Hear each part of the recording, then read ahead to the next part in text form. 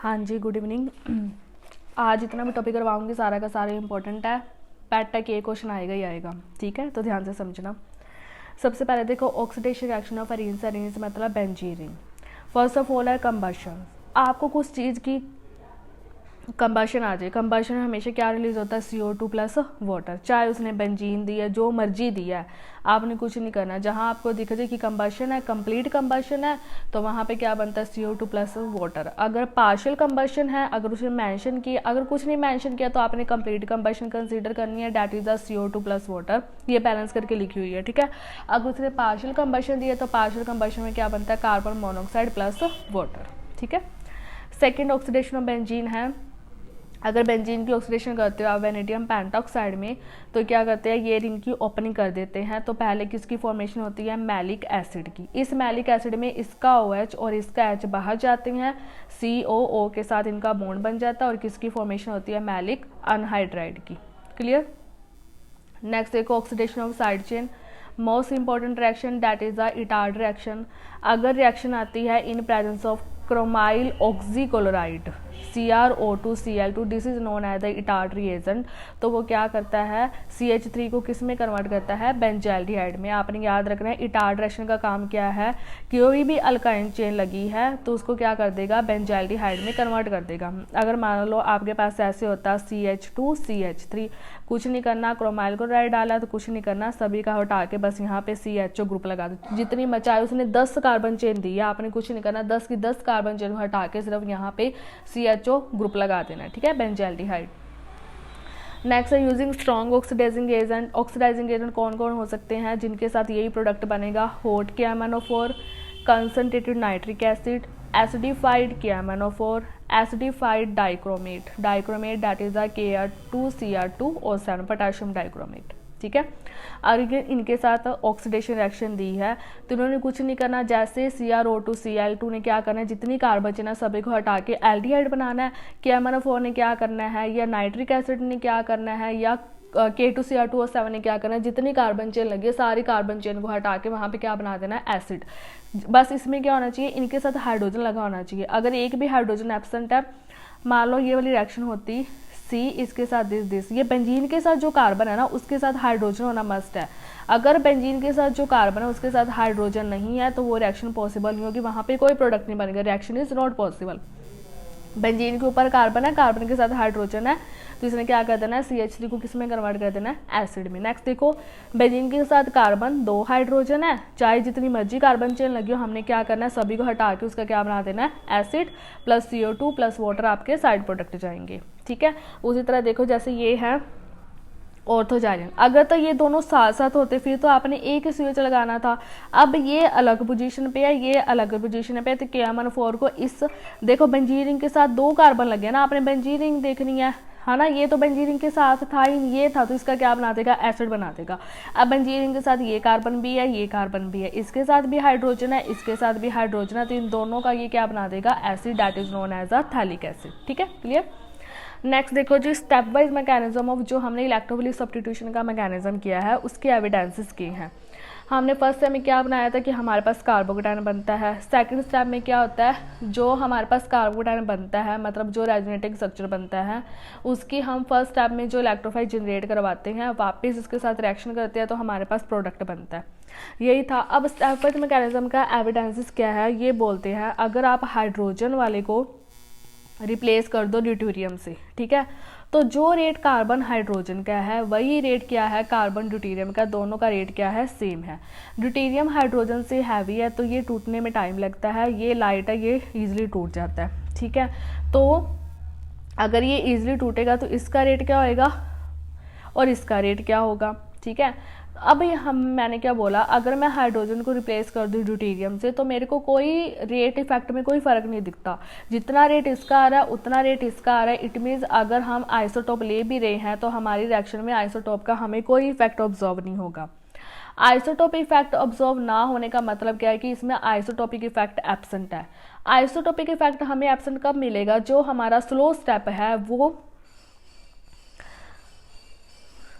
जो हमारा slow step क्या है, ये स्लो स्टेप क्या होता है, रेट एटॉमिक स्टेप, ठीक है। तो इसमें क्या हो रही है, कार्बन हाइड्रोजन बॉन्ड की क्या होगी, क्लीवेज नहीं होगी। अगर कार्बन हाइड्रोजन बॉन्ड की क्लीवेज नहीं हो रही, इट मीन्स ये हमारा रेट एटॉमिक स्टेप और यहाँ पे आइसोटोपिक इफेक्ट क्या है, एब्सेंट है, ठीक है। जो फाइनल स्टेप है वहाँ पे क्या होएगा, कार्बन हाइड्रोजन बॉन्ड की क्लीवेज होती है, ये फास्ट स्टेप होता है, इसी वजह से ये रेट एटॉमिक स्टेप नहीं होता, ठीक है। तो फर्स्ट स्टेप में क्या होता है, कार्बोकैटायन की फॉर्मेशन होती है, स्लो स्टेप होता है और वो रेट एटॉमिक स्टेप होता है।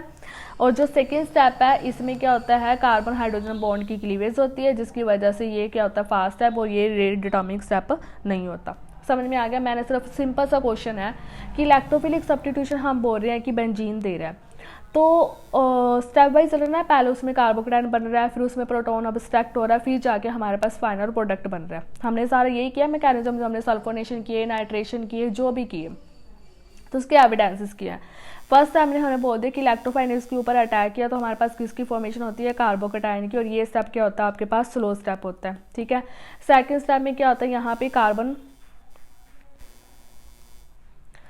कार्बन हाइड्रोजन का बॉन्ड क्या होता है, क्लीव होता है, जिसकी वजह से ये फास्ट स्टेप होता है और हमें हमारा क्या बनता है, फाइनल। जैसे आपको मैं एक एग्जांपल दूँ, मान लो ये रेजोनेंस हाइब्रिड था हमारा HNO2, लास्ट टाइम हम क्या करते थे, प्रोटॉन अब्स्ट्रैक्ट -H पॉजिटिव, तो यहाँ पे क्या बन जाता था, NO2, यही था। अब कहने का मतलब क्या है कि फर्स्ट स्टेप में मेरे पास कार्बोकैटायन बन रहा है, स्लो स्टेप क्या होता है, RDS, that is a rate atomic step. Second step मेरे पास क्या है, फास्ट स्टेप क्यों है, क्योंकि इसमें कार्बन हाइड्रोजन का बॉन्ड क्या हो जाता है, क्लीव हो जाता है। दिख रहा है आपको, ये कार्बन ये हाइड्रोजन, इसको हमने उड़ा दिया तो हमारे पास अब क्या बचा, कार्बन की सिर्फ NO2 ग्रुप, तो कार्बन हाइड्रोजन का बॉन्ड क्लीव होता है, फास्ट स्टेप होता है, इसी वजह से ये रेट एटॉमिक स्टेप नहीं होता। अब अगर हम इसको आइसोटोप से रिप्लेस कर दें, आपको पता है हाइड्रोजन के 3 आइसोटोप होते हैं, प्रोटियम, ड्यूटेरियम एंड ट्रिटियम। अगर मैं हाइड्रोजन को रिप्लेस कर दूं ड्यूटेरियम से, देन जो रेट हाइड्रोजन वाला का आएगा वही रेट ड्यूटेरियम का आएगा। इट मीन्स हमारे इस कंपाउंड में आइसोटोपिक इफेक्ट क्या है, एब्सेंट है। आइसोटोपिक इफेक्ट एब्सेंट किस में होगा, जो आपका रेट एटॉमिक स्टेप होगा, जो आपका स्लो स्टेप होगा, जिसमें कार्बन हाइड्रोजन का बॉन्ड क्लीव नहीं होगा, ठीक है। उसी तरह जब हम सेकंड स्टेप में आते हैं तो ये हमारे रेट एटॉमिक स्टेप नहीं बनता, मतलब ये इसमें हमें आइसोटोपिक इफेक्ट ऑब्जर्व हो सकता है और ये फास्ट स्टेप है क्योंकि इसमें कार्बन हाइड्रोजन का बॉन्ड क्लीव होता है, जिसकी वजह से ये हमारा रेट एटॉमिक स्टेप नहीं है, ठीक है। क्लियर है, इजी है। उसके बाद क्वेश्चन है कि जो बेंजीन है वो प्रेफर करती है सब्स्टिट्यूशन रादर देन एडिशन। बहुत इजी क्वेश्चन है। देखो बेंजीन है, इसके पास 2 4 6 पाई इलेक्ट्रॉन्स है ना। अगर किसी कंपाउंड ने इसके ऊपर आना है, मान लो ये बेंजीन है, इसके ऊपर CH3Cl आ रहा है, तो इसमें से Cl बाहर निकलना है, यहाँ पे क्या लगना है, CH3। अब सब्स्टिट्यूएंट आ रहा है, जितने पाई बॉन्ड बेंजीन के पहले थे उतने ही पाई बॉन्ड बेंजीन के अब है, मतलब चाहे 6 पाई इलेक्ट्रॉन पहले डीलोकलाइज कर रहे थे, 6 पाई इलेक्ट्रॉन ही अब डीलोकलाइज कर रही है, ठीक है। अगर मैं इसमें बेंजीन में ऐड कर दूं, मान लो मैंने H2 कैटालिटिक रिडक्शन ऐड कर दी, बेंजीन का स्ट्रक्चर ये है, H2 का काम क्या होता है, सारे बॉन्ड को उड़ाना, तो इसने तो सारे बॉन्ड ही उड़ा दिए, है ना, उड़ा दिए। तो सब्स्टिट्यूशन क्यों प्रेफर करता है, क्योंकि जब भी सब्स्टिट्यूशन हो रही है तो ये बेंजीन के ऊपर हो रही है, इसके पाई इलेक्ट्रॉन को ये कुछ नहीं कहता। बट एडिशन में क्या है, अगर आप एडिशन करवा रहे हो, मान लो हमने H2 ऐड कर दिया, तो एडिशन ने क्या करना है, इसके जो 3 पाई बॉन्ड है उनको रिड्यूस कर देगा, या तो 2 पाई बॉन्ड में, या रिड्यूस कर देगा 1 पाई बॉन्ड में, या फिर 0 पाई बॉन्ड में। That's why benzene prefer the substitution rather than the addition reaction. Addition में उसके 6 पाई इलेक्ट्रॉन से कम हो जाते हैं उसकी वजह से, ठीक है। नेक्स्ट देखो, एसाइलेशन और एल्काइलेशन में सबसे पहले डिफरेंस क्या है, क्यों अल्काइलेशन और एसाइलेशन फ्रीडरक्राफ्ट रिएक्शन में डिफरेंस है। देखो अल्काइलेशन ये होती है CH3Cl वाली, एसाइलेशन ये होती है C double bond O CH3। C double bond O वाले ग्रुप को हम बोलते हैं एसाइल ग्रुप, ठीक है। जो एसाइलेशन है वो अल्काइलेशन से डिफरेंट क्यों है, क्योंकि जो एसाइलेशन है ये क्या होती है, सॉल्वेंट की प्रेजेंस में होती है, लाइक CH2 और फिर नाइट्रोबेंजीन, ठीक है। बट अल्काइलेशन में हमें ऐसा कुछ ही जरूरत नहीं पड़ती, तो एसाइलेशन को कैटलिस्ट ज़्यादा चाहिए होते हैं as compare to alkylation. And जब हमारे पास कॉम्प्लेक्स बन जाता है तो मोस्ट ऑफ द कैटलिस्ट इसमें से रिमूव भी हो जाता है। बस सिंपल सा यही है कि इसमें हमें सॉल्वेंट चाहिए होते हैं, CSO, नाइट्रोबेंजीन। अल्काइलेशन में हमें कोई चाहिए नहीं होते हैं। तो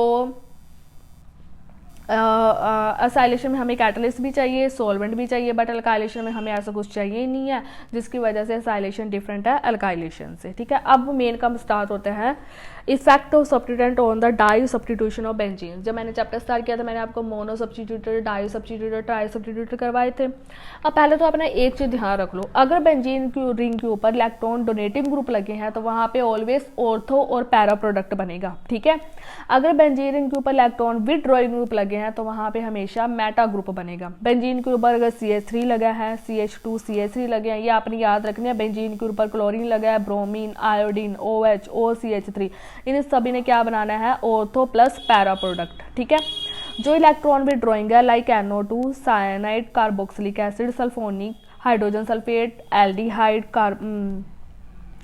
आपके पास क्या है, एसाइल ग्रुप, इन सभी ने क्या बनाना है आपके पास, ओनली मेटा मेजर। ठीक है, इलेक्ट्रॉन डोनेटिंग दो बनाएंगे, ऑर्थो या पैरा, ऑर्थो प्लस पैरा, या भी नहीं, ऑर्थो प्लस पैरा, और इलेक्ट्रॉन विथड्रॉइंग क्या बनाएंगे, मेटा।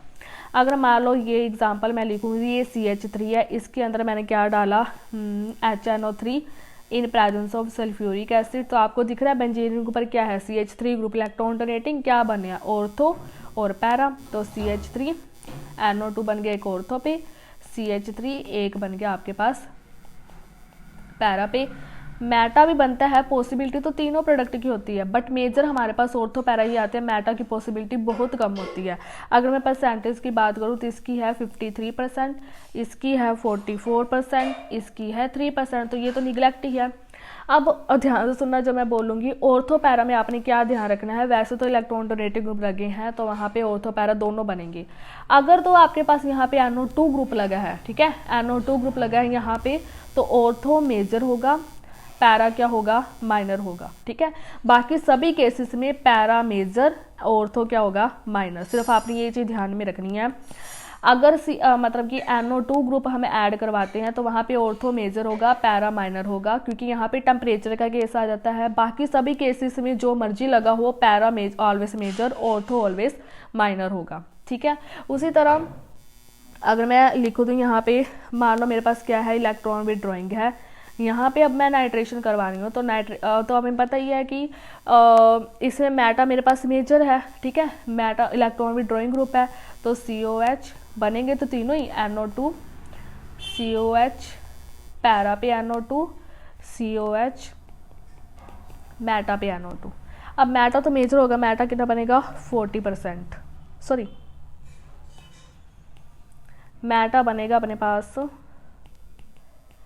76%, ऑर्थो बनेगा 20% और पैरा बनेगा 76%। मैं पहले बोल रही हूँ, इस चीज़ को ध्यान से समझ लो। अगर इलेक्ट्रॉन डोनेटिंग ग्रुप है तो ऑर्थो पैरा दो प्रोडक्ट बनेंगे, जिसमें से ऑर्थो मेजर होगा, पैरा माइनर होगा। बट अगर NO2 के अलावा कोई और ग्रुप सब्स्टिट्यूएंट होता है तो ऑलवेज पैरा मेजर है, ऑर्थो माइनर है। ठीक है, अगर इलेक्ट्रॉन विथड्रॉइंग ग्रुप लगा है तो उसमें उल्टा हो जाएगा, ऑर्थो पैरा का ध्यान रखना, बन तो तीनों रहे हैं बट मेजर कौन सा बनेगा, मेटा 76%। ठीक है, और अगर इलेक्ट्रॉन विथड्रॉइंग ग्रुप लगा है तो वहाँ पे इलेक्ट्रॉन डोनेटिंग का उल्टा कर दो, इलेक्ट्रॉन डोनेटिंग में ortho major, para minor, electron withdrawing में पैरा मेजर हो जाएगा, ऑर्थो माइनर हो जाएगा। बट मेटा सबसे पहले आएगा, फिर पैरा आएगा, फिर ऑर्थो आएगा। समझ में आ रही है बात।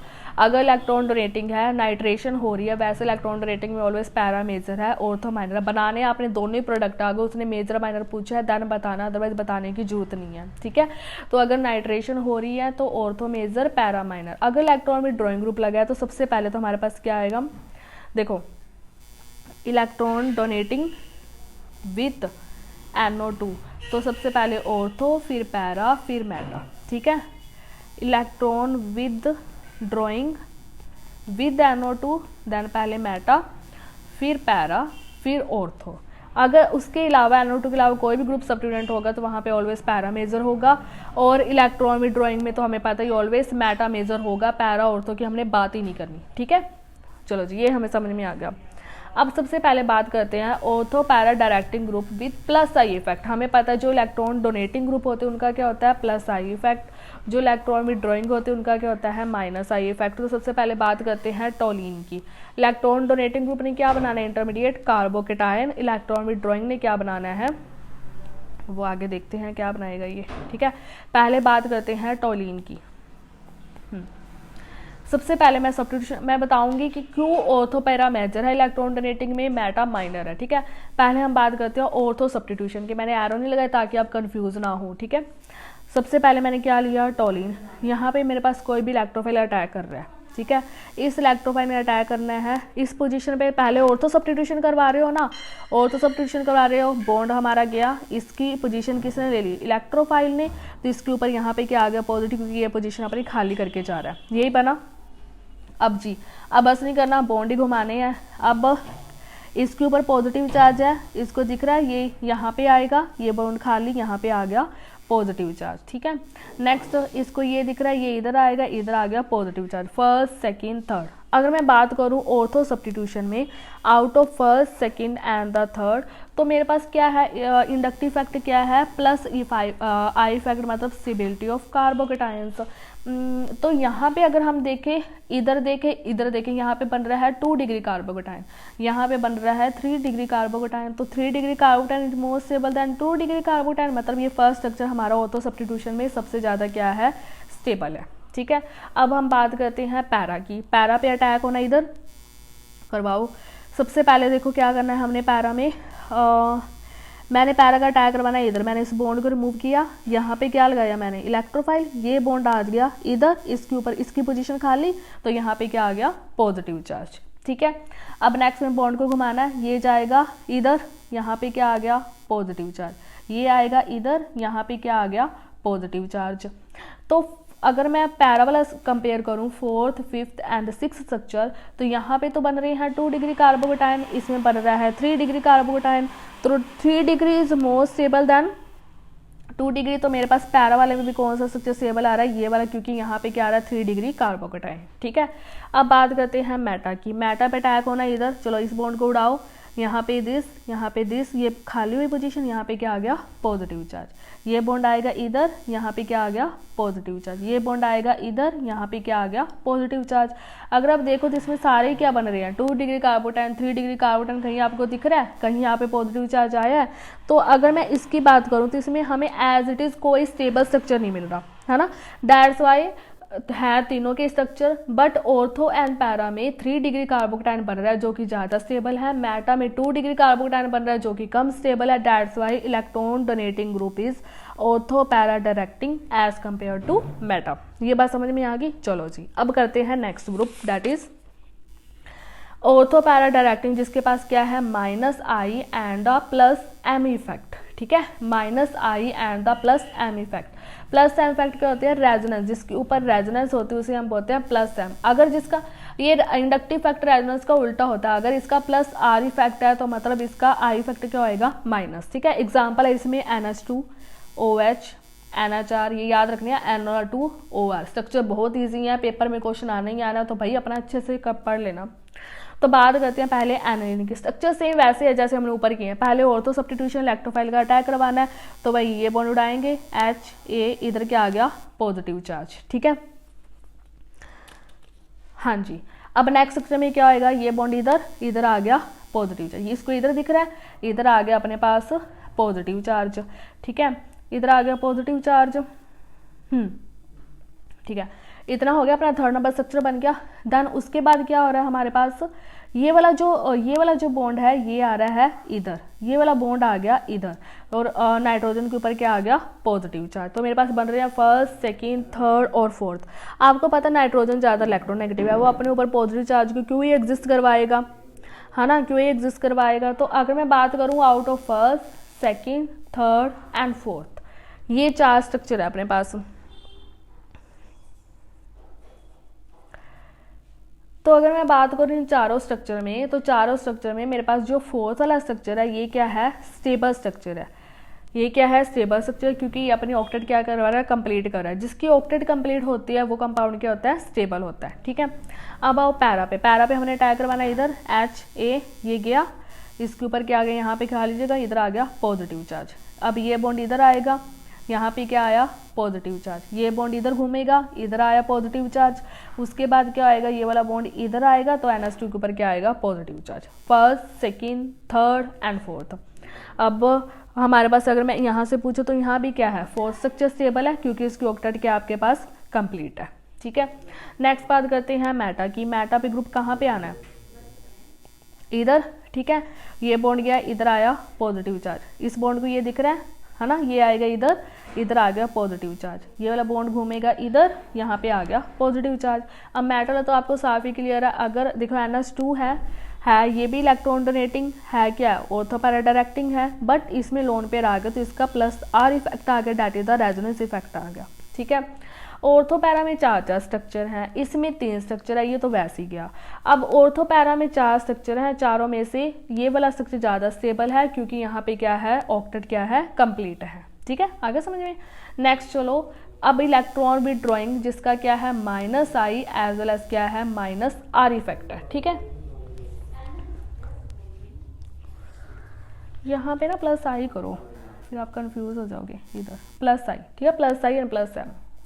अब बात करते हैं -I एंड -M, मतलब electron withdrawing NO2 COH cyanide aldehyde ester group, ठीक है।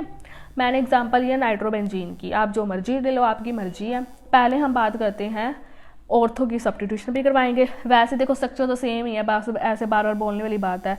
यहाँ पे होगा HA, इधर आ गया पॉजिटिव चार्ज, इसको ये दिखा, यहाँ पे क्या आ गया पॉजिटिव चार्ज, इसको ये दिखा, यहाँ पे क्या आ गया पॉजिटिव चार्ज। मेटा की बात करें, और सॉरी पैरा की बात करें, पैरा में यहाँ HA, इधर आ गया पॉजिटिव चार्ज, ये बॉन्ड इधर, इधर आ गया पॉजिटिव चार्ज।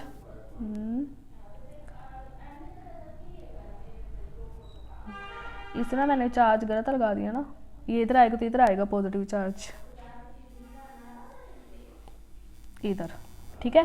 फिर जाएगा ये वाला बॉन्ड इधर, इधर आ गया पॉजिटिव चार्ज। मेटा की बात करें, मेटा में यहाँ ये बॉन्ड उड़ाओ, इधर आ गया पॉजिटिव चार्ज, ये बॉन्ड इधर, इधर आ गया पॉजिटिव चार्ज, ये बॉन्ड इधर, इधर आ गया पॉजिटिव चार्ज।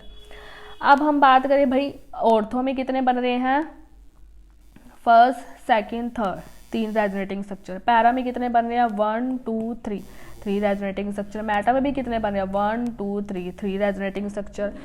अब हम बोलते हैं कि जो इलेक्ट्रॉन विड्रॉइंग है वो क्या आपके पास मेटा डायरेक्टिंग ग्रुप है ना, मेटा डायरेक्टिंग ग्रुप है। तो अगर मैं बात करूं ऑर्थो के फर्स्ट नंबर कार्बन की, मतलब फर्स्ट वाले स्ट्रक्चर की, ये फर्स्ट स्ट्रक्चर है ना, ये फर्स्ट स्ट्रक्चर, ये सेकंड, ये थर्ड। अगर मैं ऑर्थो की बात करूं फर्स्ट वाली पे, तो यहाँ पे क्या आ रहा है, जो NO2 है, ये इलेक्ट्रॉन विड्रॉइंग है, इलेक्ट्रॉन को विड्रॉ करेगा। अगर ये इलेक्ट्रॉन दे रहा है तो इसके ऊपर नेगेटिव चार्ज आना चाहिए। अब इसके ऊपर डायरेक्टली क्या आ रहा है, पॉजिटिव चार्ज, ये इसके स्ट्रक्चर को क्या कर रहा है, अनस्टेबल हो गया, ये क्लियर।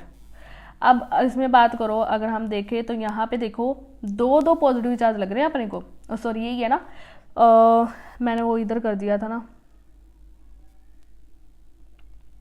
ये यहाँ पे नहीं है,